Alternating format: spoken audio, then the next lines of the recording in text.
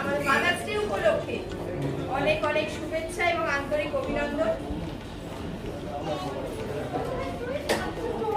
আমাদের কিছু বলার নেই, আপনারা সবাই আমাদের মানে পরিবারের মতো, আমরা প্রত্যেকেই পরিবার, তো আলাদা করে তো কিছু বলার নেই। তবুও আমাদের স্পেসিফিক একটা দিন হয় যেগুলোকে একটু আলাদা করে সেলিব্রেট করতে হয়। আর মায়েদের দিন বলতে কিছু হয় না, মানে রোজই বলতে গেলে মোটামুটি সকালে ঘুম থেকে ওঠা থেকে রাত্রে শুতে যাওয়া অবধি এবং তারপরের দিনে টোটালটাই হচ্ছে মা, মাকে ছাড়া আমরা কিছু বুঝি না।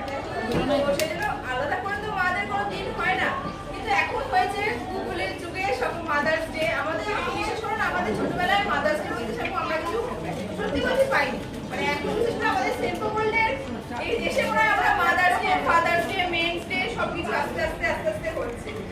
তো সেই জন্যই তো আজকে বেশি টাইম দেবো না, আপনারা আমাদের প্রত্যেকে মানে একটু একটু যে যেরকম বলতে ইচ্ছুক আসবেন আমাদের কাছে, এসে আপনারা আপনাদের লাইফের বা মাদারের মানে মা হয়ে ওঠার কিছু গল্প আমাদের শেয়ার করবেন, যাতে আমরা যারা এখন অব্দি মা হইনি বা যারা মা হয়েছে তো তারা বিশেষ করে মা হয়েছে তারা যাতে অনেক কিছু মানে জ্ঞান অর্জন করতে পারে, আমাদেরই সুবিধা হবে সেক্ষেত্রে। তাও তুমি ভয় পেয়ে গেলে কি হবে?